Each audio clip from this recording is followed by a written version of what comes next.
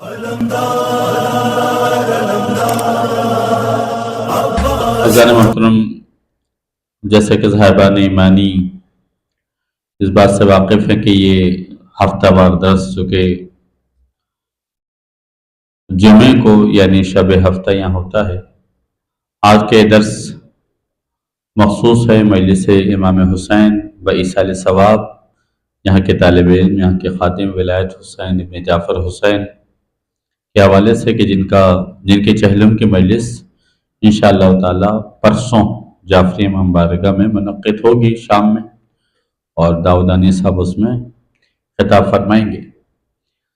अज़ान मोहतरम, कुरान करीम फुरक़ान हमीद बहुत सारे सूरे हैं और हर सूरे का नाम उसमें मौजूद है उस सूरे में, और किसी न किसी वजह से, इल्लत से उसका नाम रखा गया है। जो आय कुरानी तिलावत की गई, यह आय कुरानी सूरह मुबारक है अल मोमिनून, और इसको मोमिनीन भी कहते हैं। कुरान की इस सूरे की आयत नंबर 100 का आखिरी टुकड़ा। सबसे पहले इस सूरे के एतबार से मुख्तसर सी गुफ्तगू, और इसके साथ ये बात भी अर्ज करता चलूं कि जहां रमजान करीब करीब हैं, वहां हम सिर्फ अपनी दानिश में, अपने अकल में, अपने शऊर में इसी चीज को ले बैठे हैं कि तिलावत कुरान करनी है, जबकि कुरान के एतबार से बहुत सारी चीजें। ये भी तो हो सकता है कि तिलावत कुरान भी करें आप, और मार्फत कुरान के लिए सूरह कुरानी के नामों को याद करें, या हर सूरे का शान नुज़ूल। शान नुज़ूल क्या है? देखिए, ये बहुत बड़ा अहम टॉपिक है ये। अगर इसी पर मजलिस से शुरू कर दी जाए ना कि सिर्फ सूरह कुरानी के शान नुज़ूल, बहुत सारे दुरूस चाहिए। यानी कोई भी सूरा क्यों नाजिल हुआ, या यूं कह दूं कि परवरदिगार आलम को वो सूरा क्यों नाजिल करना पड़ा, वो आयात क्यों उतारनी पड़ी। ऐसे नहीं कि परवरदिगार आलम चाह रहा था उतारता गया, नहीं। जैसे जैसे नुमाइंदा परवरदिगार आलम खास हबीब खुदा हजरत मोहम्मद मुस्तफा सल्लल्लाहु अलैहि वसल्लम से लोग आकर, कभी यहूदी, कभी ईसाई, कभी मजूसी, मुख्तलिफ मज़ाहिब के लोग आकर रसूलुल्लाह से उनके दिलो दिमाग में जो सवाल आता था वो करते थे। देखिए, ये भी एक बहुत बड़ा मौजूदा है। आप किसी डॉक्टर के पास जाएंगे तो उससे केमिकल के सवाल नहीं करेंगे, और केमिकल इंजीनियर के पास जाएंगे उससे मेडिकल के सवाल नहीं करेंगे। मेडिकल के डॉक्टर के पास जाएंगे उससे सिविल इंजीनियरिंग का कोई सवाल नहीं करेंगे। क्यों? आप कहेंगे इसका डिपार्ट ही नहीं है। लेकिन रसूलुल्लाह के पास जो जिस मजहब का आ रहा है, जो सवाल करना चाह रहा है, ये सवाल करना बता रहा है, ये पूरी कायनात का इल्म रखता है, तभी तो सवाल कर रहे हैं। वरना अगर, यानी खुद इस बात, ये बहुत बड़ा मौजूदा है। कभी तसव्वुर करें, कभी सोचें कि वाकई कभी गौर ही नहीं किया। ईसाई आ रहा है, कभी वो अल्लाह के बारे में सवाल कर रहा है, कभी वो परिंदों के बारे में सवाल कर रहा है, कभी वो अज़्जार के बारे में सवाल कर रहा है, कभी अजिन्ना के बारे में सवाल कर रहा है, कभी मां सलफ अंबिया के बारे में सवाल कर रहा है, कभी रूह के बारे में सवाल कर रहा है, कभी मरने के बाद के बारे में सवाल कर रहा है, कभी सोचने के बारे में सवाल कर रहा है, और हर सवाल का जवाब हबीब खुदा दे रहे हैं। वजह क्या है? कि परवरदिगार आलम ने ये साबित कर दिया उनके सवालों से, जो खुदा का भेजा हुआ है, खुदा का पढ़ाया हुआ है, तरबियत लेकर आया है।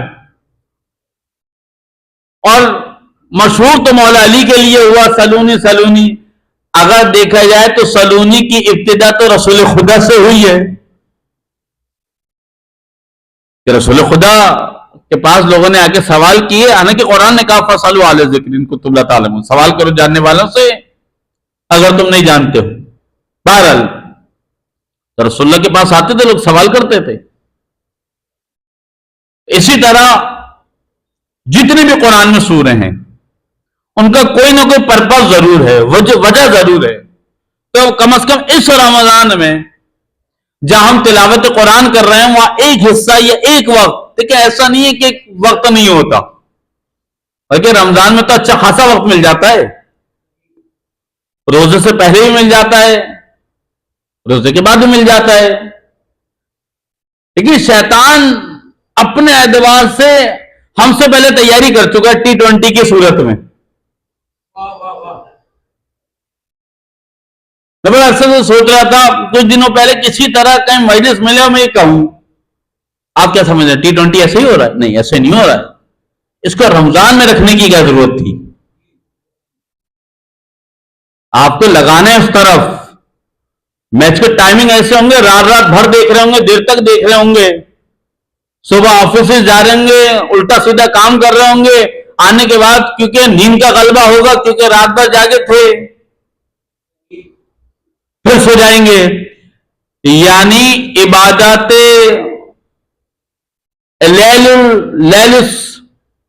رمضان بھی گئے, یعنی رمضان کی راتوں کی جتنی عبادتیں تھیں اس سے بھی گئے, تلاوت قرآن سے بھی گئے, فکر قرآن سے بھی گئے, تفکر قرآن سے بھی گئے.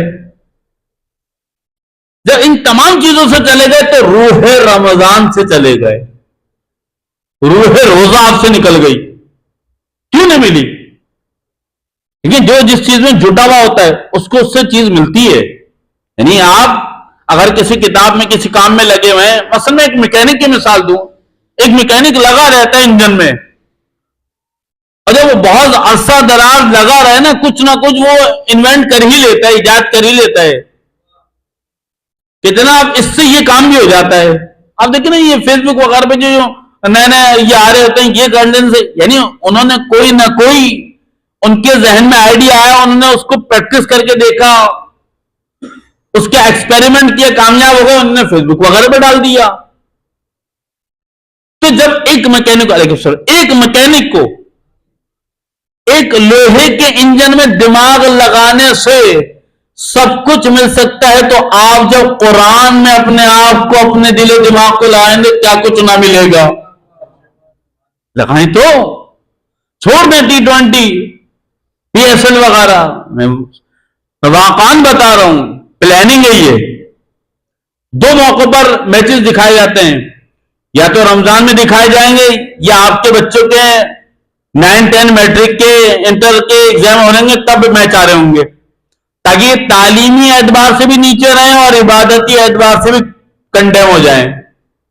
بالکل ختم, نہ عبادت کے لائق رہے نہ علم ان تک پہنچ سکا. یہ بات کیسے آئے گی کسی کے ذہن میں؟ جب تک وہ بیدار نہیں ہوگا, جب تک شعور نہیں ہوگا, خدا کے راستے پہ ہوگا تو خدا کے دین پر اور خدا کے بندوں پر ہونے والے حملوں کو پہچان لے گا. میں ایک مثال دے رہا ہوں, لا مناقشہ فی المثال, کو اس کو سیاسی بات میں نہ لے جائے. ایران نے کیسے سمجھ لیا, کیسے بھانپ لیا کہ کون کہاں سے حملہ کر سکتا ہے؟ یعنی جب آپ خدا کے راستے میں, دین کو بچانے کے راستے میں, تو پھر خدا الہام کرے گا, پھر خدا مدد کرتا رہے گا. دیکھو اس حوالے سے بھی محتاط رہو, یہاں سے بھی کچھ ہو سکتا ہے. خدا نے ڈالا نا, چاہے خامنائی کے ذہن میں ڈالا یا ایران کے انجینئر یا جو بھی ان کے ادارے سے ڈالا کہ دیکھیں یہاں سے حملہ ہو سکتا ہے ہمارے اوپر. کیسے ہوا؟ کیوں؟ سوچ رہے تھے. بہرحال بات کہیں سے کہیں نہیں نکل جائے, برزخ کے حوالے سے گفتگو کرنی. تو قرآن میں اس رمضان میں ایک ٹارگٹ یہ بھی رکھے, تلاوت قرآن اپنی جگہ ثواب رکھے گا. دیکھیں تلاوت قرآن اپنی جگہ ثواب رکھتا ہے, لیکن بہت زیادہ جو ثواب روایت میں آیا وہ غور و فکر کا ہے. قرآن میں غور و فکر, اب غور و فکر کا تھوڑا سا آپ طریقہ بدل دیجئے, تلاوت قرآن چلاتے رہیے, واجب کی حد تک تو نہیں ہے قرآن کا ختم کرنا رمضان میں. ہاں بہتر ہے کہ رمضان میں قرآن ختم کیا جائے.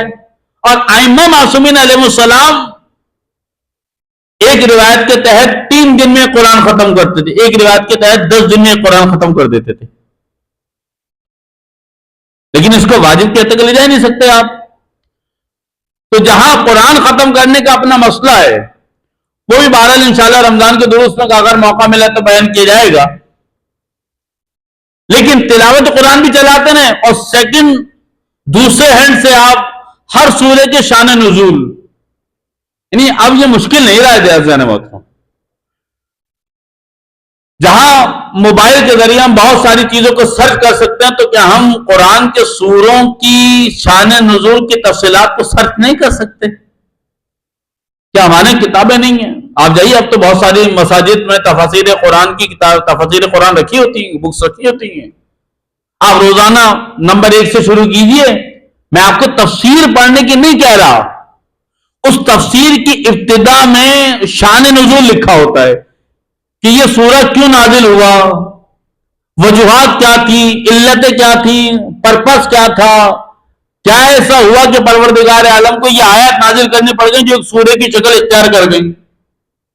تو کم از کم اس رمضان میں اگر 114 سورے اگر آپ چاہیں تو روزانہ 5 سورے 4 سوروں کا ٹارگٹ بنا لیجئے آپ, تو خود بخود انشاءاللہ 114 تک تو پہنچ ہی جائیں گے. اگر نہیں بھی پہنچے 50-60 پہ بھی پہنچ گئے تو آدھے قرآن کا پرپس تو پتہ چل گیا آپ کو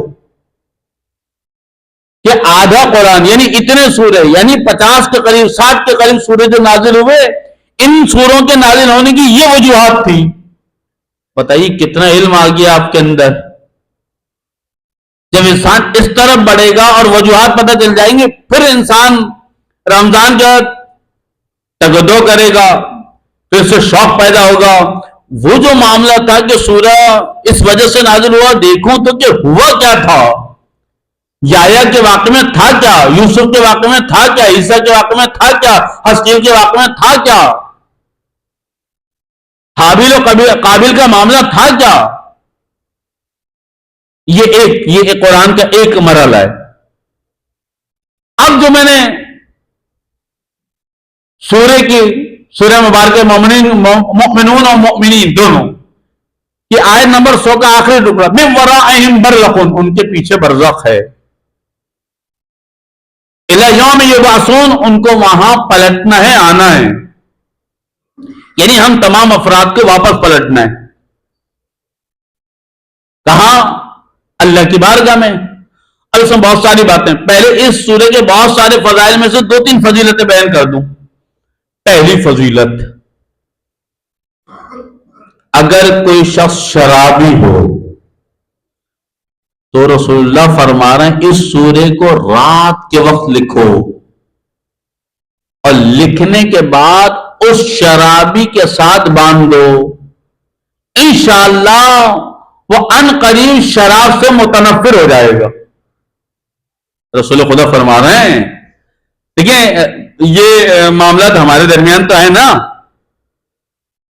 لوگ آگے کہتے ہیں وہ قبلہ ہمارا بیٹا چرس پیتا ہے, ہمارا بیٹا شراب پیتا ہے, ہمارا بیٹا ہیروئن پیتا ہے, ہمارا بیٹا فلاں گناہ کرتا ہے, کوئی طریقہ بتا دیجئے. حالانکہ اس حوالے سے مدرسۃ القائم کے مدرس ڈاکٹر عابد حسین زیدی صاحب نے بڑا ایک دقیق کام کیا ہے. ایک کتاب کا نام ہے دنیا آخرت کے 100 پریشانیوں کے حل, اس کے اندر بھی یہ چیزیں لکھی. بہرحال اگر کوئی شرابی ہو تو رات کے وقت اس سورہ کو لکھا جائے کاغذی کپڑے پر, اور اس شرابی کے باندھ دیا جائے, انشاءاللہ رسول خدا فرما رہے ہیں انشاءاللہ وہ شراب بھی چھوڑ دے گا اور شراب سے متنفر بھی ہو جائے گا. اچھا, یہاں فوراً لوگ اعتراض کرتے ہیں یہ کیسے ہو سکتا ہے؟ جس کو قرآن کے سوروں کے اثرات و برکات کا علم اور یقین رکھتا ہے, وہ کہتا ہے کہنے والی ذات صادق ہے اور کلام بھی صادق ہے. یعنی قرآن لکھنا ہے, بتا کون رہا ہے؟ رسول خدا. اچھا, اس سے اگلا یہ تو ہمارے آپ کے گھروں کا ہو سکتا ہے، میں آپ کو تو نہیں کہہ رہا، میرے گھر کا ہو سکتا ہے.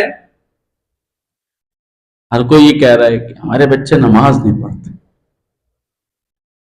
پڑھتے تو ہیں، پابندی سے نہیں پڑھتے، کہنا پڑتا ہے. ہم مدرسے میں ہوتے ہیں تو ٹیچر پیرنٹ میٹنگ ہوتی ہے تو سارے والدین کے 80% یہ اعتراضات ہوتے ہیں، بھئی آپ بہت اچھا کر رہے ہیں، لیکچر بھی خوب یاد ہے، مسئلے بھی خوب یاد ہے، لیکن نماز کہنے سے پڑھتے ہیں. تو اس سورے کے بارے میں چھٹے امام جعفر صادق علیہ السلام نے لکھا،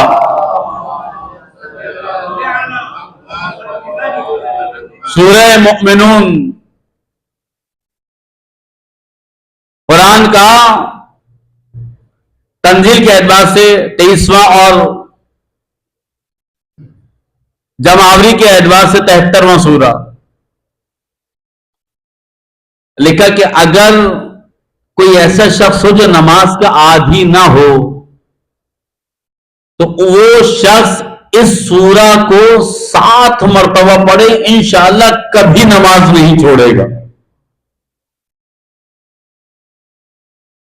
لیکن میں نے یہ ایک سورے کے اس کے بہت سارے فضائل تھے، چلے ایک فضیلت اور بتا دوں. اگر کوئی چاہتا ہے مرتے وقت ایسی کیفیت رہے کہ خوشبو آئے، روح نکل جائے، تو رسول خدا فرما رہے ہیں اس سورے کی تلاوت کثرت سے کیا کرو، وقت موت تمہیں ایسی خوشبو سنگائی جائے گی کہ تمہاری روح نکل جائے گی، تمہیں پتہ بھی نہیں چلے گا. اسی سورے کے فضائل میں نے ایک سورے کا تھوڑا سا ٹیلر بتایا آپ کو. آپ اندازہ کریں یہ اب قرآن کے اعتبار سے تیسرا عنوان ہوا، یعنی تلاوت قرآن، نزول قرآن، فضائل قرآن. تلاوت قرآن میں نے ابتدا میں کہا کہ تلاوت قرآن کیجئے رمضان میں، ایک حصہ قرار دے دیجئے. نزول قرآن کی وجوہات جو تھی، پرپس و علت و وجہ جو تھی وہ، اور تیسرا یہ کہ ہر سورے کے فضائل کو جاننے کی کوشش کریں. اس سورے کو پڑھنے کی فضائل کیا ہیں؟ جیسے بہت سارے لوگ نماز میں سورہ مبارکہ پہلی رکعت میں سورہ مبارکہ انا اعطیناک الکوثر کی تلاوت کرتے ہیں، اور مجھے پتا ہے 60% لوگ صرف اس وجہ سے کرتے ہوں گے آسان سورہ ہے، چھوٹا ہے، جلدی سے قرأت ہو جائے گا، جلدی سے پڑھ لیا جائے گا. اور ہو سکتا ہے 40% لوگ اس کو معرفت کے ساتھ پڑھتے ہیں. یعنی کیا؟ جو شخص کثرت کے ساتھ اپنے واجب نمازوں میں سورہ کوثر کی تلاوت کرے گا وہ حوض کوثر تک پہنچے گا. دیکھیے سورہ کوثر تلاوت اپنی جگہ کر رہے ہیں لوگ، لیکن شہزادی کونین کی سنت کیا تھی؟ پہلی رکعت میں سورہ مبارکہ انا انزلنا کی تلاوت کیا کرتی، سنت ہے، واجب نہیں ہے. انا انزلنا کی تلاوت کرتی تھی، اور دوسری رکعت میں سورہ مبارکہ اخلاص یعنی قل اللہ احد کی تلاوت کرتی تھی. اب فقہ مسئلہ سمجھ لیجئے اس کا کہ اگر پہلی رکعت میں کوئی سورہ مبارکہ اخلاص قل اللہ پڑھ لے گا اور دوسری رکعت میں انا انزلنا پڑھ لے گا تو کوئی حرج نہیں ہے. یہ فقہی مسئلہ ہے. وہ امام کی سیرت تھی، یہ فقہی مسئلہ تھا، یعنی کبھی اس کو ملائے نہیں. سیرت امام ایک الگ چیز ہے اور مسئلہ فقہی الگ چیز ہے. اب آپ کہیں گے قبلہ جب سیرت امام ہے تو مسئلہ فقہی الگ کیسے ہو گیا؟ مسئلہ تو یہ ہے. دیکھیں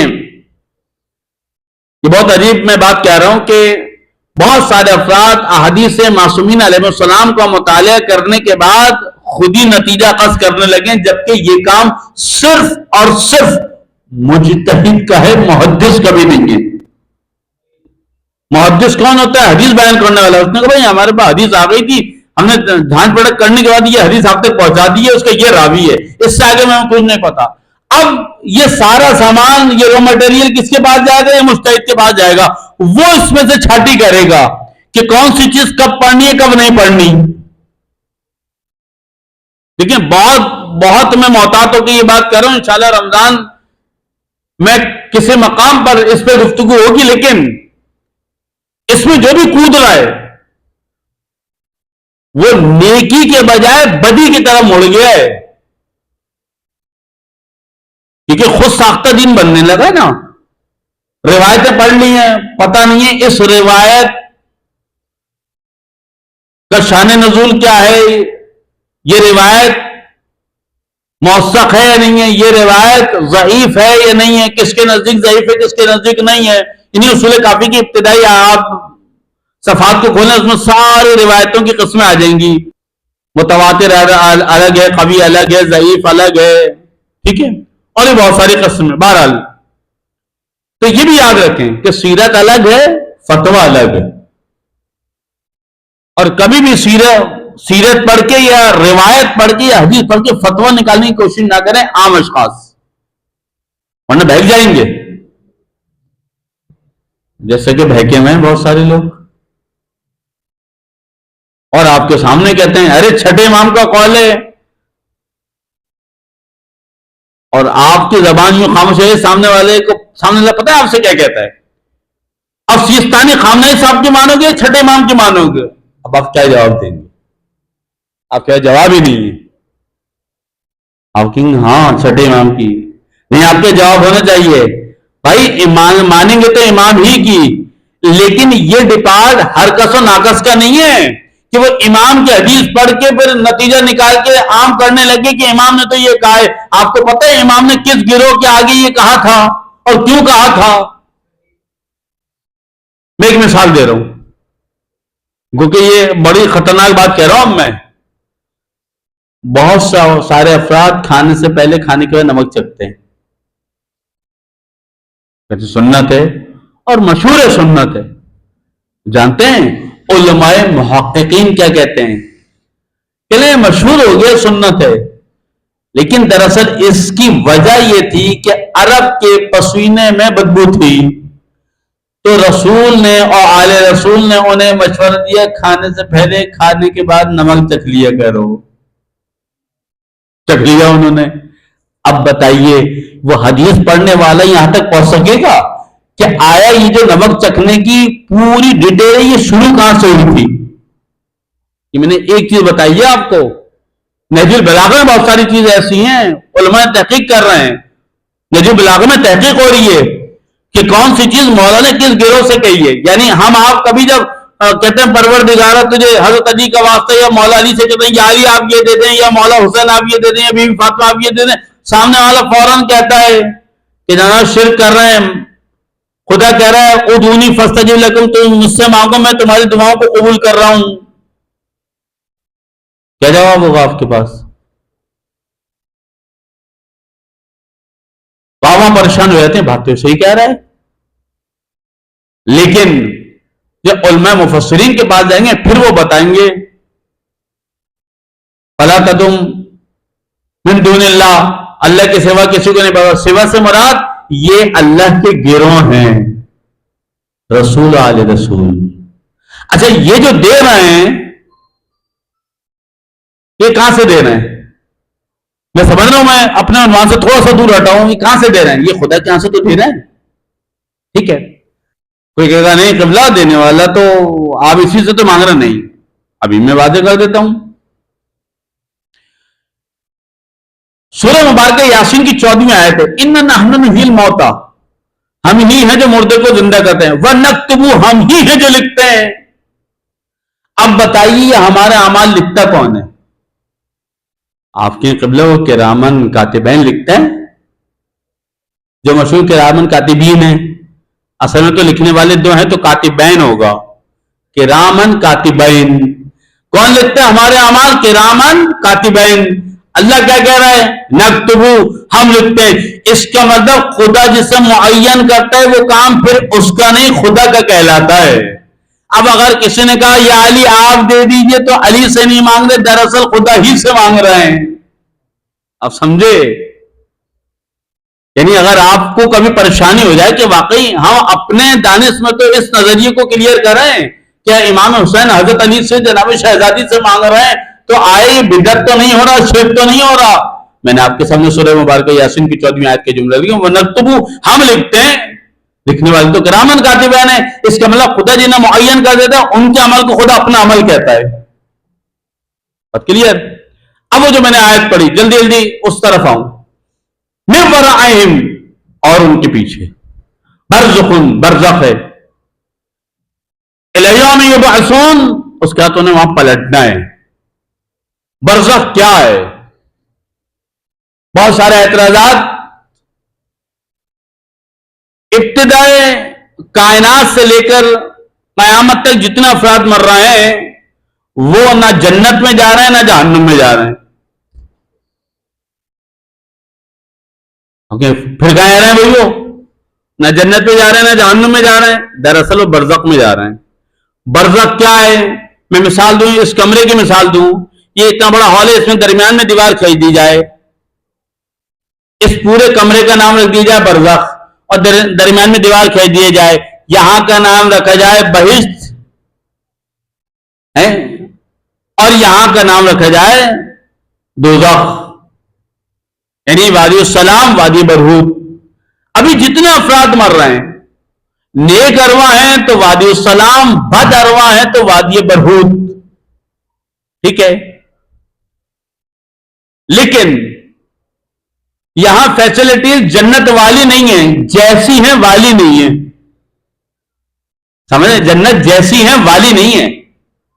جب یہاں کا وادی السلام کا رہنے والا منتقل اور ٹرانسفر کیا جائے گا بعد قیامت اصلی جنت میں، پھر وہ کہے گا وہ تو کچھ بھی نہیں تھا جو یہ ہے۔ اب معاملہ الٹا، جو یہاں کی وادی برہوت میں ہوگا، جب اصلی دوزخ میں جائے گا کہے گا پروردگارا وہیں بھیج دے، وہ اچھی تھی، وہاں اتنی سختی نہیں تھی۔ تو اس کا مطلب کیا ہوا کہ اس وقت مرنا ہمارے لیے رحمت ہے، اس لیے کہا گیا مرحوم۔ ابھی برزخ میں چلے جائیں گے، برزخ میں چلے گا تو کیا ہوگا؟ امام نے کہا ہم تو کچھ نہیں کر سکتے، برزخ کا سامان خود کر کے آنا، چھٹے امام کی حدیث سے برزخ کا سامان خود کر کے آنا، وہاں ہم کچھ نہیں کر سکتے۔ لیکن دیکھیں کتنا عجیب معاملہ ہے، پروردگار عالم نے جب اپنے خاص بندوں کو روک دیا، لیکن اس شخص کے لیے اس کے رشتہ داروں کے ذریعے بہت سے سامان کو اعمال کے ذریعے پہنچا دیا ہے۔ اب مرحلہ کیا ہے؟ دیکھیں بہت سارے اعتراضات، لوگ یہ کہتے ہیں کہ جناب برزخ میں جسم جائے گا۔ پہلے سمجھ لیجیے چکر کیا ہے۔ ایک جسم یہ ہے ہمارا گوشت پوش والا جو کہ مٹی میں مل جانا ہے، ایک جسم جسم لطیف ہے۔ بچوں کو سمجھانے کے لیے جسم لطیف کیا ہوتا ہے، اکثر ڈراموں دیکھا ہوگا، دیوار میں سے بندہ گزر گیا، دیوار حائل نہیں ہے، ارے فلمیں کچھ ایسی بنائی جاتی ہیں وہ دیوار حائل نہیں ہوتی، جن بناتا وہ یوں نکل گیا، اب بچے پریشان، لو دیوار اور دروازہ اس کے لیے کوئی رکاوٹ ہی نہیں ہے، اور یوں سمجھے جسم لطیف ایسا ہے۔ اچھا یہ جسم لطیف الگ ہے، یہاں بھی کنفیوژن ہوئی ہے لوگوں کو، کچھ لوگوں نے روح کو جسم لطیف کہا ہے، جبکہ آیت اللہ دستگوی شیرازی نے اپنی کتاب برزخ میں کہا نہیں، جسم لطیف اور جسم کثیف، کثیف یہ جو گوشت پوش والا ہے، لطیف وہ جو نہ نظر آنے والا ہے، روح الگ ہے۔ اب جب ہماری موت واقع ہوتی ہے تو جسم لطیف اس جسم سے الگ ہو جاتا ہے، اسی کے ساتھ رہ رہا ہوتا ہے جسم لطیف، سمجھیے گا وہ جسم اس کے ساتھ رہ رہا ہوتا ہے، جیسے ہماری موت واقع ہوتی ہے وہ جسم الگ ہو جاتا ہے، جسم لطیف چلتا میت کے ساتھ ساتھ ہے، چلتا میت کے ساتھ ساتھ ہے، اور پھر جیسے قبر کے دہانے تک پہنچتا ہے وہ جسم لطیف جسم کثیف کے ساتھ دوبارہ، جب دوبارہ ہوتا ہے روح بھی اندر ہوتی ہے قبر میں۔ اطلاع دستگوی شیرازی نے کتاب برزخ میں پوری تفصیلات لکھی ہے، اس وجہ سے میں مرنے کی مجلس میں تفصیلات یوں تھوڑی تھوڑی پڑھ رہا ہوں تاکہ اس مدرسے کی جو کتاب ہے اس کو بہت ڈیٹیل سے پڑھنا، بڑی اچھی کتاب ہے اطلاع دستگوی شیرازی کی، بڑی ڈیٹیل اس کے اندر۔ تو اب جب یہ جسم وہاں پہنچا قبر میں، یہاں دو تین سوال شیعوں پہ اٹھائے کہ بھئی آپ منہ میں عقیق رکھتے ہیں، ہاں رکھتے ہیں.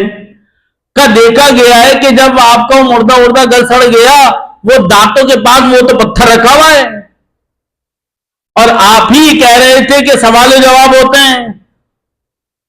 ہم کہتے ہیں آپ بھی صحیح کہہ رہے ہیں اور ہمارا عمل بھی صحیح, کہ یہ کیسے ہو سکتا ہے کہ ہم بھی صحیح کہہ رہے ہیں اور آپ بھی صحیح کہہ رہے ہیں, یہ کیسے ہو سکتا ہے؟ کہ جب تک جس میں لطیف و کثیف کو نہیں پڑھو گے تو ایسے ہی اعتراض کرو گے. کیا مطلب؟ مطلب یہ ہے کہ جب جس میں لطیف کو جس میں کثیف کے ساتھ دوبارہ ملایا قبر کے اندر, کب؟ جب قبر بالکل بند ہو گئی تو اب فرشتے اتر آئے. جب فرشتے اترے اور سوال جواب شروع کیے, تو سوال و جواب جو ہو رہے ہوں گے تو وہ جس میں کثیف کے پاس ہو رہے ہوں گے, جواب جس میں لطیف دے رہا ہوگا. اب یہاں اطلت سغوی شیرازی نے ایک اعتراض کا جواب دیا کہ کچھ لوگ یہ کہتے ہیں کہ جناب نہیں, جس میں لطیف تعلق ہوتا ہے, جس میں کثیف وہ ہوتا ہے جو قبر میں چلا جاتا ہے. تو کیا اچھا, اطلت سغوی شیرازی نے کہا یہاں سے تو ایک بہت بڑا حرج پیدا ہو رہا ہے. وہ کیا ہے؟ ارے سنیے کتنا عجیب حرج ہے کہ اگر یہ مان لیا جائے کہ جس میں لطیف الگ ہے اور جس میں کثیف الگ ہے, تو گناہ تو جس میں کثیف نے کیا ہے, لطیف جواب کیوں دے گا؟ بات بالکل صحیح ہے. جو گناہ کیا وہ جس میں کثیف نے کیا ہے, یعنی یہ ہاتھ پیر گوشت والے نے کیا ہے, وہ جواب کیوں دے گا؟ نہیں, یہ بھی ساتھ ساتھ تھا, یہ ساتھ ساتھ تھا. اور اب جب جواب دینے کا مرحلہ آیا تو جواب یہ دے گا. اب دیکھیں, اب یہاں سے معاملہ کلیئر ہوا. کیا کہ لوگ یہ کہتے ہیں کہ جناب آپ یہ کہتے ہیں فشار قبر ہوتا ہے. ہم نے دیکھا کہ جب مردے کا گوشت گل سڑ گیا, جس طرح قبر میں لٹایا تھا مردہ ویسے ہی لیٹا ہوا ہے, یعنی بالفاظ دیگر ہڈیاں, ڈھانچہ اس کی کوئی ہڈی نہیں ٹوٹی, اور آپ کی وہ چیزیں عقیق وقیق بھی ویسے ہی رکھا ہوا ہے. یہ کیسے کہا جاتا ہے؟ جیسے میں نے ابھی کہا کہ جب سوال جواب آنا شروع ہوئے تھے تو یہ مردہ تھوڑی بول رہا تھا, یعنی مردے کا جس میں کثیف نہیں بول رہا تھا, جس میں لطیف بول رہا تھا. اور جو فشار قبر شروع ہوگا وہ فشار قبر محسوس جو ہوگا وہ روح کو ہوگا اور جس میں لطیف کو ہو رہا ہوگا. جیسے شیرازی نے لکھا کہ جیسے فشار قبر کیا چیز ہے؟ دیکھیں, وحشت قبر الگ ہے, فشار قبر الگ ہے. فشار قبر کیا ہے؟ ایسا محسوس ہونا کہ قبر کی دونوں دیواریں آپس میں مل گئیں اور پسلیاں جمبے ایک دوسرے میں چلی گئیں. کسے محسوس ہو رہا ہے؟ مردے کو محسوس ہو رہا ہے. ٹوٹ رہی ہیں ہڈیاں, ٹوٹ رہی ہیں پسلیاں, ٹوٹ رہی ہیں, لیکن ٹوٹتے نہیں ہیں. کیوں؟ جس میں لطیف کی وجہ سے. مردہ ویسے کہ ویسے ہی ہے, لیکن تکلیف وہی محسوس کر رہے. کون؟ جس میں لطیف, کیونکہ ساتھ ساتھ تھا. لیکن مردہ یہ سمجھ رہے کہ میرے جسم میں ہو رہا ہی ہے. جب آیت اللہ سغوی شیرازی نے جواب دیا تو لوگوں نے کہا یہ کیسے ممکن ہے, سمجھ سے باہر ہے یہ بات. تو آیت اللہ سغوی شیرازی نے بڑا اچھا جملہ کہا کہ اس کا جواب خواب ہے. خواب میں آپ تکلیف محسوس کرتے ہیں, خواب میں چلاتے ہیں. کہاں؟ کہ اصل میں چلا رہے ہوتے ہیں آپ, اصل میں آپ کی وہ چیزیں جسم پہ اثر انداز ہوتی ہیں. کہ نہیں, خواب میں ہو رہی تھی. کہاں؟ کہ بس یہی تو اس کی ایک جھلک ہے. تمہارے قبر میں جو تمہارے اوپر عذاب نازل ہوگا اس کی ایک جھلک تمہارا خواب ہے. جس طرح تمہارے خواب میں تمہیں چاقو لگا, تمہیں گولی لگی, تم چلا رہے تھے, تم پریشان ہو رہے تھے, لیکن تمہاری آنکھ کھلی تو تمہارے جسم پر ایسے کوئی نشانات نہیں تھے, لیکن تکلیف تم نے محسوس کی تھی. بالکل قبر میں ایسے ہی ہوگا. ہو گیا معاملہ حل. مجھے ان تمام باتوں کو بتانے کا مقصد ڈرانا نہیں تھا, لیکن تھا بھی. ڈریں گے تو پیچھے ہٹیں گے نا گناہ سے. زن محترم، یہ ایک برزخ کا مرحلہ یہاں تک پہنچا. اب ایک چھوٹی سی بات، اور میں نے بہت وقت لیا آپ کا، اس کے مصحف کے چند جملے. جب انسان کا وقت موت آتا ہے، کہا جاتا ہے دنیا میں اعمال کا وہ آخری دن ہوتا ہے اور اعمال کا آخرت میں پہلا دن ہوتا ہے. دنیا میں اعمال کا وہ آخری دن ہوتا ہے اور مال کا بھی آخری دن ہوتا ہے. مال دنیا تک رہ جائے گا، اعمال تمہارے ساتھ جائیں گے. آیت اللہ سغوی شرازی نے ایک حدیث کو بیان کیا، کہ جب انسان کا وقت موت آتا ہے تو اس کا مال مجسم ہو کے آ کے اپنے چہرے کو اس کے ساتھ ملتا ہے. کہا تیری بخالت نے تجھے کیا دیا؟ میں تو یہی رہ جاؤں گا، بتا میرا قصور کیا ہے؟ ہونا تو یہ چاہیے تھا تو مجھے اپنے ساتھ لے کے جاتا. لیکن کتنا عجیب کا، اپنے ساتھ لے کے جاتا. اب میں تو یہاں رہ جاؤں گا، بتا تو مجھے کس کے سہارے چھوڑ کے جا رہا ہے؟ پھنسے یہاں. اب اس موقع پہ مولا متقیان علی بن ابی طالب کا وہ قول، صلوات پڑھا محمد والے محمد. مولا علی کا وہ قول کہ جب تو مرے گا تیرا مال دنیا میں رہ جائے گا، بیوی بعد عدت کسی اور کی بیوی ہو جائے گی، اولاد تیری دنیا میں مگن ہو جائے گی، مال جو تو نے کمایا ہوگا وارثین میں بچ جائے گا، حساب تو دے رہا ہوگا. اب لوگ کہیں گے مولانا صاحب آپ پھنسا رہے ہیں کہ آپ کمائیں بھی نہیں، کیا کریں؟ نہیں کما کے جائیں، ذرا خیال نہیں کبھی بچوں کا کیا کر کے گئے پیچھے وائے ان کی زندگی پر. کما کے چلے جاؤ تو یہاں پھنس جاؤ. نہیں، اسلامی تربیت کی یہی ایک ہمارے درمیان وجہ، اسلامی تربیت کی ضرورت اسی لیے تھی کہ اپنے گھر والوں کی تربیت ایسی کر کے جاؤ تمہارا مال جب چھوٹے گا تمہارے جانے کے بعد تب بھی تمہارا ہی رہے گا. کیسے؟ تمہاری اولاد تمہارے اوپر وہ لگا رہی ہوگی. لیکن جانتے ہیں علماء اخلاق کیا کہتے ہیں؟ یہ اختلافی موضوع ہے، تھوڑا سا خطرناک. اب کیا سب یہ تو بات گڑبڑ ہو رہی ہے کہ بسا اوقات علماء نے کہا ہے اگر تمہاری اولاد وہ جو تمہارے مال سے کام نیک کر رہی ہوگی وہ تمہیں تھوڑی ملے گا، کیونکہ تمہارا مال تو وہ رہا نہیں، وہ تو وارثین کا ہو گیا تھا، وہ ثواب تو انہیں ملے گا، تمہیں کس بات کا ملے گا؟ حل بتائیں کیا ہے؟ تو اپنی زندگی میں اپنے ہاتھ سے اتنے نیکیاں کر جاؤ کہ اولاد کی ضرورت ہی نہ پڑے. یعنی حضرت رسول خدا صلی اللہ علیہ وآلہ وسلم کا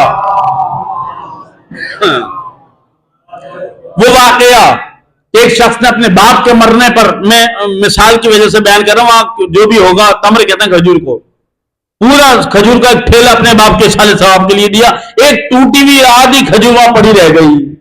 رسول خدا نے وہ اٹھائی اپنے ہاتھ میں اور ایک جملہ کہا اگر تیرا باپ اپنے ہاتھ سے یہ آدھا خرما نیکی میں دے جاتا وہ اس پورے ٹھیلے سے زیادہ ہوتا. انسان کوشش کرے اعمال نیک. اب اعمال نیک کے بہت سارے درجے ہیں، کوشش کریں اعمال نیک دائمی و جاریہ. جاریہ سے مراد کیا ہے؟ مسجد، امام بارگاہ تعمیر کرنا، بچوں کی پڑھائی پہ لگانا، غریبوں کی دوائی پہ لگانا، بیواؤں، یتیموں، مسکینوں، اسیروں، مفلسوں کی مدد کرنا. یہ سارے کام کیا ہیں؟ یہ سارے کام وہ ہیں جو جانے کے بعد تمہیں وہاں پھل پہنچاتے رہیں گے. اب اولاد کے لیے جو مال چھوڑا تھا اولاد اپنے لیے استعمال کرتے رہے، آپ اپنا کام پورا کر گئے. بات ہم سمجھا سکے نا میں آپ کو. اس کی کوشش یہ کریں. کیا وجہ ہے کہ بہت زیادہ بڑے بڑے لوگ جو صحیح دیندار ہیں وہ الٹی سیدھی جگہ پیسے نہیں لگاتے. وہ کہتے ہیں دیکھ داکھ کے لگاؤ. یعنی کیسے لگائیں؟ میں چھوٹی سی ایک مثال بات بیان کر دوں اور اس کے بعد مصاحب کے چند جملے. کیسے لگائیں؟ دیکھیں کتنا آسان کام ہے، کتنا آسان کام ہے. یہاں پورے کراچی پاکستان میں جہاں جہاں مسجدیں اہل تشیع کی ہیں اور مدارس اہل تشیع کے ہیں، آپ جتنا بھی کما رہے ہیں کچھ کر سکتے ہیں، آپ جو بھی کر سکتے ہیں ایک کام کریں. جو بھی عالم دین جس مسجد میں نماز پڑھا رہا ہے، آپ 100 روپے، 1000 روپے، 5000 روپے، 10,000 روپے، جتنے آپ امیر ہیں. آپ نے کہا آغا صاحب یہ ٹرسٹ آپ کو دیتی ہوگی، جو بھی پیسے دیتی ہوگی، یہ رقم کچھ میں آپ کو دے رہا ہوں. آپ جب نماز میں جماعت قائم کرتے ہیں، جماعت قائم کرنا واجب نہیں مستحب ہے، اس جماعت قائم کرنے کے ثواب کے پیسے میں دے رہا ہوں اور اس نیت سے دے رہا ہوں کہ اس کا ثواب میرے مرحومین کو پہنچے. اب مہینے بھر جو جماعت قائم ہو رہی ہے، جن جن افراد نے اس عالم دین کو پیسے دیے تھے، ان کے چاہنے والے مرحومین کو ثواب پہنچ رہا ہے 1 مہینے تک. ایک دوسرا طریقہ، آپ نے کہا ہمارے محلے میں تو وہ کوئی مدرسہ ہی نہیں ہے، بچے قرآن نہیں پڑھ پا رہے ہیں. مسجد کے عالم دین کے آغا صاحب آپ کے پاس وقت کب ہوگا؟ کہ شام 4 بجے ہوگا. بس صحیح، شام 4 بجے، 4 بجے ہو، رات کو 9 بجے ہو، 8 بجے ہو، صبح 10 بجے ہو، ہم آپ کو کچھ ہدیے دے رہے ہیں. آپ کم از کم 10-15 بچوں کو یا لوگوں کو جو قرآن پڑھنا جانتے ہو، چاہے وہ بوڑھے ہوں، جوان ہوں، بچے ہوں، آپ ان کو 20 افراد کو ہم کچھ پیسے دے رہے ہیں اور بڑھاتے رہیں گے. آپ قرآن کی تعلیم دے دیجئے اس نیت سے کہ جتنے بچے قرآن پڑھیں گے میرے مرحومین کو ثواب پہنچے. اب نسلیں قرآن پڑھیں گی. ایک نے قرآن نہیں پڑھا گھر کے فرد نے، پورے گھرانے نے قرآن پڑھا. اگر 20 افراد آئے تو 20 گھرانوں نے قرآن پڑھا. آپ کے آبا اجداد جو مرحوم ہو گئے تھے 20 گھرانوں کا ثواب روزانہ لے رہے ہیں. لیکن یہ بھی ایک علیحدہ عنوان ہے کہ ایک آیت پڑھنے کا ثواب کتنا ہے. یہ ہے طریقہ کار نیکی کا. پھر مسجد امام بارگاہ مدرسے میں چلے گئے، یہاں لائٹ کا انتظام، یہ روشنی نہیں ہے. رمضان میں قرآن کیسے پڑھیں گے؟ رمضان میں نماز کیسے ہوگی؟ روشنی کا انتظام کر دیا. اب کم از کم رمضان میں جتنی نمازیں، تلاوت، اعمال ہو رہے ہیں، آپ کے مرحومین کو آپ کا ثواب پہنچ رہا ہے. اس نیت سے لگایا تھا میرے اور میرے مرحومین کے سارے ثواب کے لیے لائٹیں لگیں، میرے مرحومین کے سارے ثواب کے لیے پنکھے لگیں، میرے مرحومین کے لیے یہاں کولر لگایا جائے تاکہ گرمیوں میں ٹھنڈا پانی روزہ رکھنے والوں، نماز پڑھنے والوں کو ملے. یہ ہے طریقہ کار. وہاں دروازے خراب تھے، دروازہ صحیح کروا دیا. جہاں نمازیں نہیں تھی، کارپیٹ پھٹا تھا، وہ ڈلوا دیا. جتنے لوگ اس کے اوپر عبادت کر رہے ہیں، آپ کو آپ کے مرحومین کو ثواب پہنچے. طریقہ کار. اس وجہ سے میں ممبر سے بیان کر رہا ہوں کہ کم از کم تھوڑی سی کاؤنسلنگ ہو جائے کہ پیسے کہاں لگائیں. دیکھیں میں مخالفت نہیں کر رہا بریانی کی دیگوں پر، لیکن آپ خود بتائیے بریانی کی دیگ زیادہ ثواب دے گی؟ میں پھر یہ کہہ رہا ہوں کہ مخالفت نہیں کر رہا. آپ وہ بھی کر دیجئے، اگر آپ کے پاس پیسہ ہے بریانی کی دیگ بھی کر دیجئے، یہ کام بھی کر دیجئے، اور نہیں ہے تو تھوڑا یہ کر دیجئے، تھوڑا وہ کر دیجئے. مومن کو کھلانا بھی ثواب ہے. لیکن اس میں بھی 2 گروہ ہیں. ایک وہ ہے جو کھانے کے بعد نماز تو بالکل نہیں پڑھے گا، اور ایک کھانے کے بعد اس کے جسم میں طاقت آئی، وہ کہے گا آج تو میں نافلہ بھی پڑھوں گا. بس آپ کے مرحوم کو ثواب پہنچ رہا ہے جو اس کے جسم میں طاقت آئی نافلے کی. آپ اندازہ کر رہے ہیں؟ یعنی یہ کاؤنسلنگ ممبر سے میں کیوں کر رہا ہوں؟ پتہ تو چلے کہ نیکیوں کا طریقہ کار کیا ہے. پیسہ تو بہت سے لوگوں کو بہت پیسہ ہے، ان کو یہ سمجھ نہیں آ رہا ہے کہ لگنا کہاں ہے اور کس طرح لگنا ہے. بریانی کی دیکھو پہ دیکھے کر دی، بڑے بڑے خوش ہو گئے. میلاد کر دیا، کہا مجھے بہت ثواب ملا ہوا. کہاں ثواب ملا ہے؟ سارے شرکیہ اشعار پڑھے گئے تھے. آپ سے زیادہ عذاب کسی کو نہیں ملا ہے آج. یا تو جس نے پڑھا ہے اسے ملا ہے، یا جو لے کے آیا تھا اسے مل رہا ہے شرکیہ اشعار کا عذاب. ایسا ہی ہے. آپ میلاد بھی کر رہے ہو نا تو پوچھ لیں وہ شرکیہ اشعار تو کوئی نہیں پڑھے گا؟ کیا مطلب شرکیہ اشعار؟ بھائی عالم دین بتائے گا، اگر وہ کہے گا کہ جناب یہ اشعار صحیح ہیں تو میں ڈونیشن دوں گا، میں نہیں دوں گا ڈونیشن.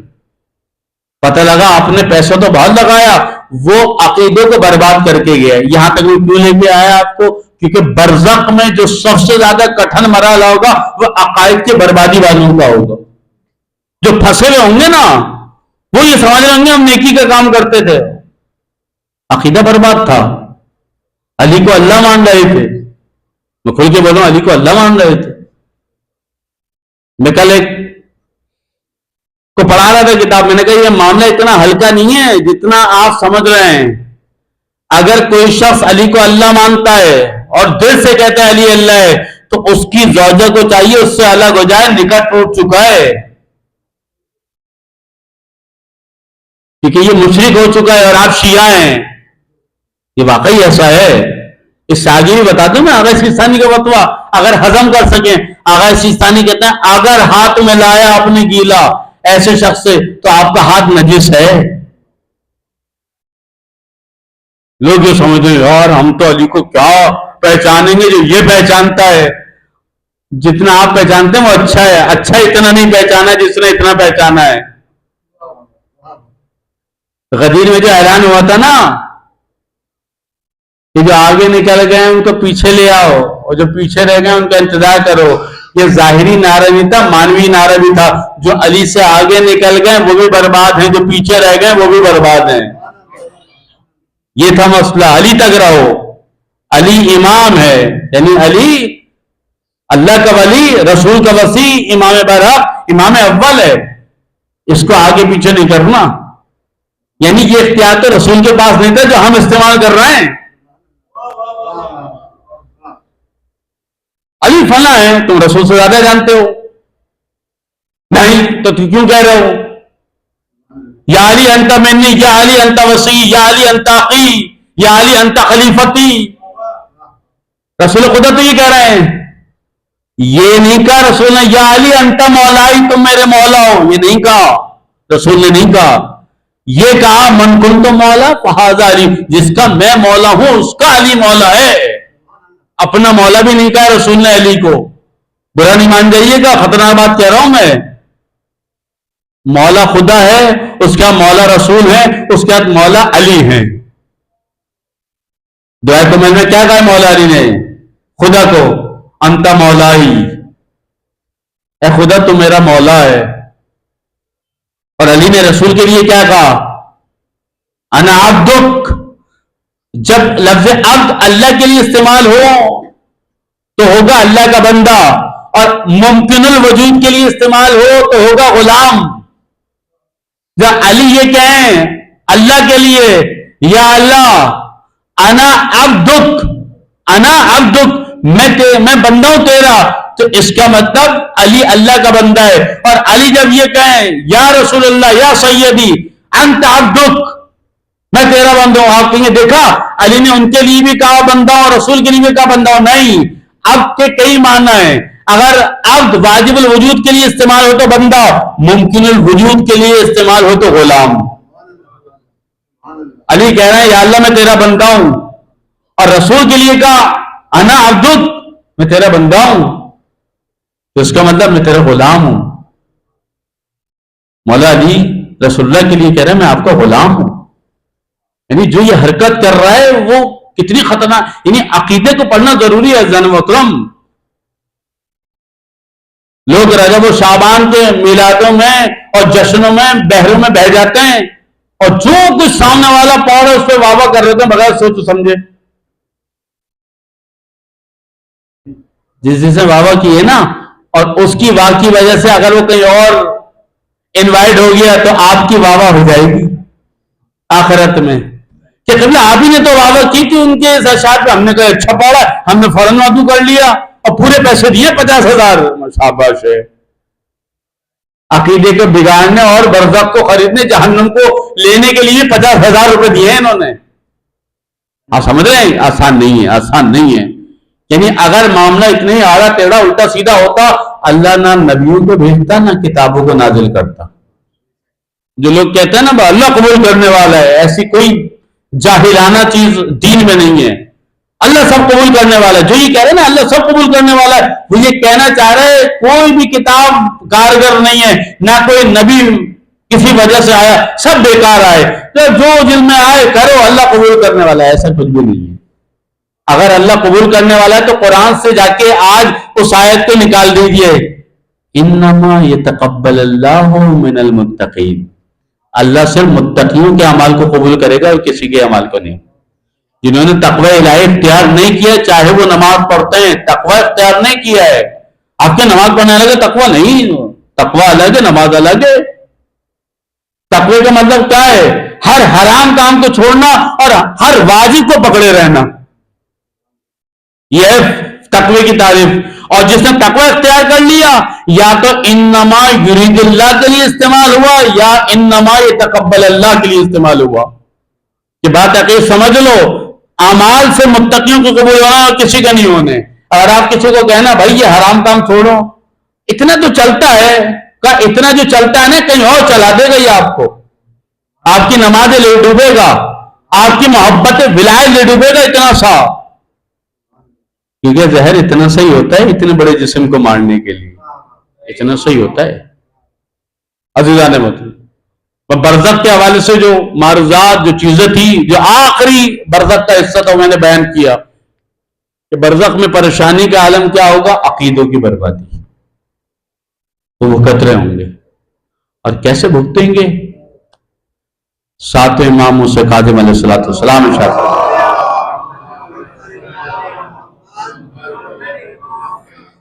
خلیفہ عباسی کے دور میں ایک وزیر مرا، برزخ کتاب میں واقعہ لکھا ہے، اس کے ساتویں امام کے حرم میں، اچھا حرم سے بہت زیادہ مراد ہوتی ہے، یا تو وہ خود قبر ہے یا اس کی پریمیسز جو ہوتی ہے، دیواریں ہوتی ہیں، وہ بھی حرم کہلاتی ہے، حرم میں دفنا دیا گیا۔ وہاں کا جو متولی تھا وہ اندر ہی سوتا تھا۔ لیکن عجیب واقعہ ہے یہ کہ عقیدہ برباد ہو، عقیدہ خراب ہو، ظلم ہو، امام کی مخالفت ہو، تو حرم امام بھی ساتھ نہیں دیتا۔ اچھا یہ بات ہر کسی کے لیے نہیں ہے، جہاں کہیں کہیں عقیدہ تھا، کہیں کہیں نہیں تھا۔ میں اس کو تھوڑا سا بھی نہج البلاغہ کے ایک چھوٹے سے ٹکڑے سے ملا دوں گا تاکہ یہ کنفیوژن بھی دور ہو جائے، کیا کہہ گیا میں۔ جب اس کو دفنایا تو رات کو متولی اندر سو رہا تھا، اس نے خواب میں دیکھا کہ اس کی قبر میں آگ لگی اور ہڈیاں بالکل جل گئی، کیونکہ امام کا مخالف تھا وہ، اور حرم میں دھواں بھر گیا۔ اٹھا تو واقعی دھواں بھرا ہوا تھا حرم میں۔ تھوڑا اس نے جا کے بغداد یا بصرہ میں خلیفہ بیٹھا ہوا تھا، وہاں پیغام پہنچایا کہ اس طرح ہوا ہے کہ نہیں تم وہم ہوا ہوگا۔ اچھا قبر اوپر سے بند تھی، دھواں بھرا تھا، قبر بند تھی۔ کہ تم سچ کرو کہ ہاں میں نے خود بدبو سونگی ہے، دھواں بھرا ہوا تھا، جب میں اٹھاؤں اس حرم میں دھواں بھرا ہوا تھا۔ امام کہہ رہے تھے نکالو اسے میرے حرم سے، مخالف ہے، ہمارے گناہ گار ہے، نکالو اس کو۔ بادشاہ نے کہا اچھا زیادہ لوگوں کو نہیں بتانا۔ اور پھر وہ امام موسیٰ کاظم علیہ السلام کے حرم میں آئے اور سب کارڈن آف کیا گیا، اس قبر کو کھودا تو جلی بھی ہڈیاں نکلی۔ یعنی عقیدے کی بربادی اتنی خطرناک چیز ہے۔ اور پھر اگر یقیناً آپ کے ذہن میں سوالات پیدا ہوں گے، قبلہ پھر یہ لوگ امام حسین کے حرم میں لوگ لے کے جاتے ہیں، وہاں کے کارپیٹ کو جھاڑ کے اس کفن کے اوپر جھاڑتے ہیں، طواف کراتے ہیں۔ دیکھیں مکمل عقیدے کا خراب ہونا، کہیں عقیدے کا ایسا خراب ہونا جہاں خود نہیں پتا تھا کہ یہ عقیدہ برباد ہے۔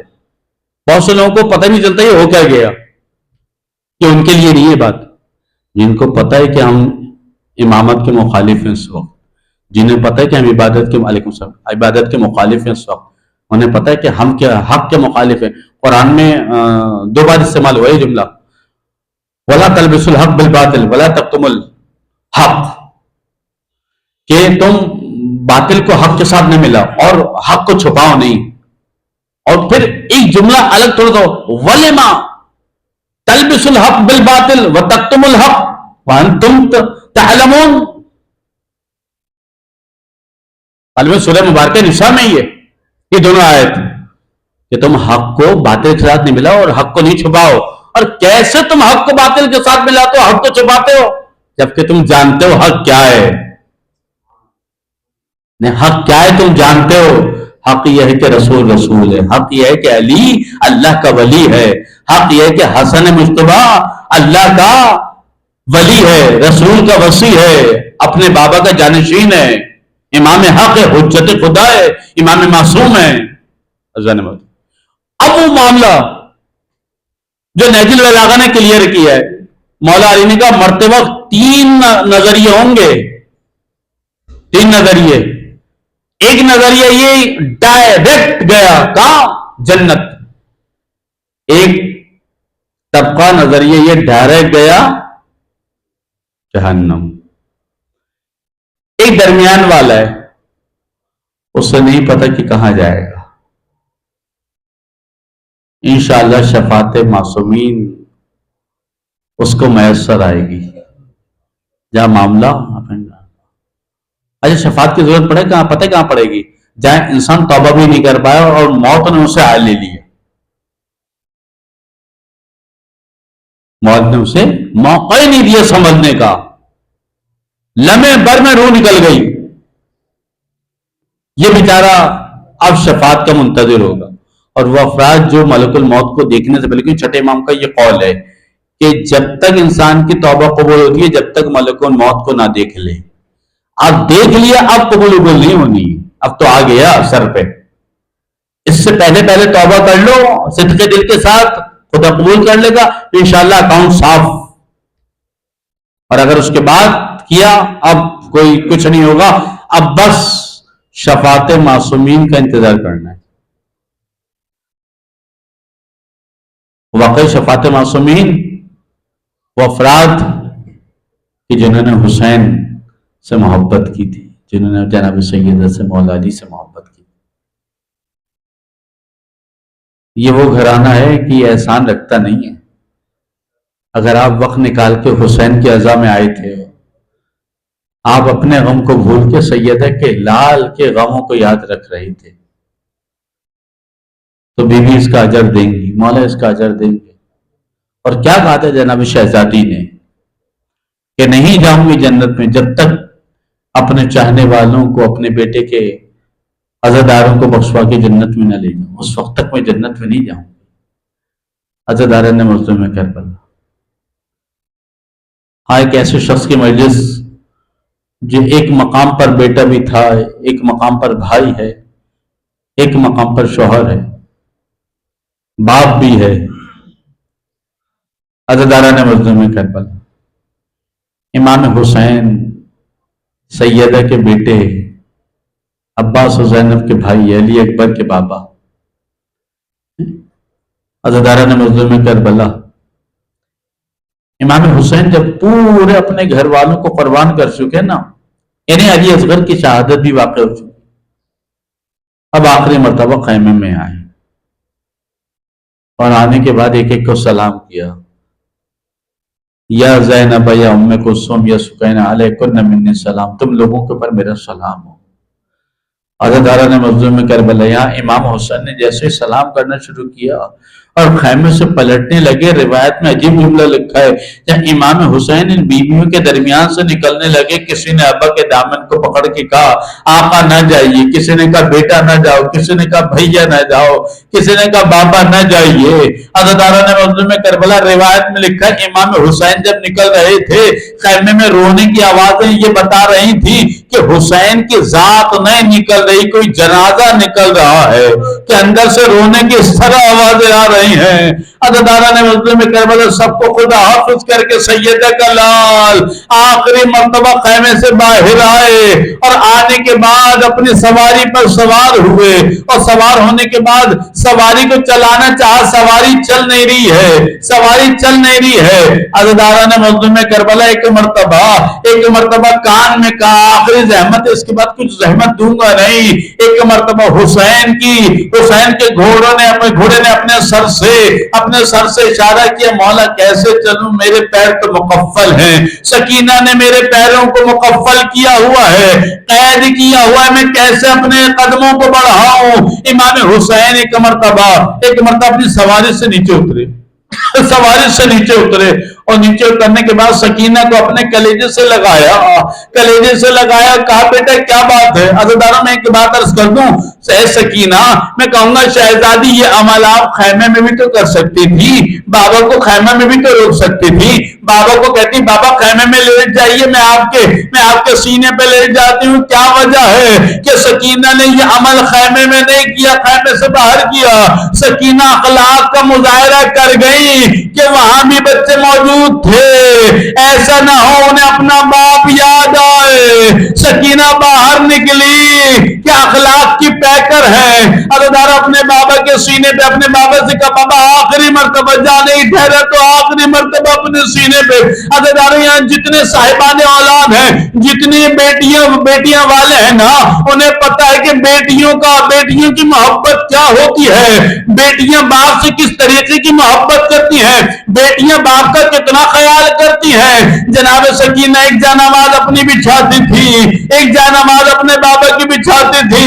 عزیزانو امام حسین نے اپنے سینے پر آخری مرتبہ اپنی چہیتی بیٹی، لاڈلی بیٹی سکینہ کو سلایا۔ کچھ دیر نہ گزری تھی، سکینہ بیدار ہوئی کہ بابا خدا حافظ، اے بابا خدا حافظ۔ امام ہے فوراً سوال کیا، بیٹا سکینہ میں سوال کرنا چاہتا ہوں، ابھی تو ضد کر رہی تھی، اے سکینہ ایسا کیا ہوا کہ فوراً بیدار ہو کے خدا حافظ کہہ دیا؟ کیا کہا بابا کیا بتاؤں، میری آنکھوں کا بند ہونا تھا، آنکھیں بند ہوتے ہی دادی زہرا کو دیکھا، اپنے ہاتھوں کو پھیلائے کہہ رہی تھی اے سکینہ میرے گود کے پالے حسین کو۔ الا ولعنۃ اللہ علی القوم الظالمین وسيعلم الذين ظلموا أي منقلب ينقلبون۔ پروردگارہ ہماری اس قلیل ترین عبادت کو اپنی بارگاہ میں قبول فرما۔ پروردگارہ ہمارے مرحومین کے اور جتنے افراد یہاں بیٹھے ان کے مرحومین کے علی خصوص ولایت حسین ابن جعفر حسین کے تمام گناہ کبیرہ و صغیرہ کو معاف فرما۔ پروردگارہ ہماری تمام خطاؤں سے، ولایت حسین ابن جعفر حسین کی تمام خطاؤں سے درگزر فرما۔ پروردگارہ مرحومین کے قبول پر خصوصاً ولایت حسین ابن جعفر حسین کی قبر پر اپنی خصوصی رحمت برکت نازل فرما۔ خداوندہ ولایت حسین کے جتنے متعلقین ہیں، بہن بھائی ہیں اور جتنے بھی رشتہ دار ہیں، پروردگارہ نے صبر عطا فرما۔ پروردگارہ ان کے زوجہ کو، ان کے بچوں کو، ان کے بھائی کو، ان کی بہنوں کو صبر عطا فرما۔ پروردگارہ ہمارا خاتمہ بالخیر فرما۔ پروردگارہ اس ملک پر اپنی رحمت برکت نازل فرما۔ پروردگارہ اس ملک کی حفاظت فرما۔ پروردگارہ انقلاب اسلامی کی حفاظت فرما۔ پروردگارہ آیت اللہ خامنائی و سیستانی تمام اراجین کرام کی حفاظت فرما۔ پروردگارہ تمام مظلومین جہان کی خصوصاً مدد فرما۔ پروردگارہ تمام ظالمین خصوصاً امریکہ و اسرائیل اور ان کے حامیوں پہ اپنے عذاب و قہر کو نازل فرما۔ پروردگارہ بے اولادوں کو اولاد عطا فرما۔ پروردگارہ بے گھروں کو گھر عطا فرما۔ مقروضوں کے قرض کو ادا فرما۔ جو بچے بچیاں شادی کے قابل ہو چکے ہیں ان کے لیے بہتر رشتے اور وسائل کو فراہم فرما۔ خداوندہ اپنے رسول کی، ائمہ کی، قرآن کی، اسلام کی، ہمارے وقت کے امام کی ہمیں معرفت عطا فرما۔ خداوندہ ہمیں معرفت حسین کربلا عطا فرما۔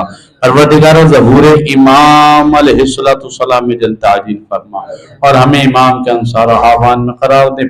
ایک سورہ فاتحہ ارواح مومنین و مومنات، مسلمین و مسلمات، اس مدرسے کے جتنے مرحومین ہیں ان کے لیے اور جو خدمت کرتے ہیں ان کے مرحومین کے ارواح کے لیے علی الخصوص اس مدرسے کے خادم اور طالب علم سید ولایت حسین رضوی ابن سید جعفر حسین رضوی کے لیے رحم اللہ من یقرأ الفاتحہ۔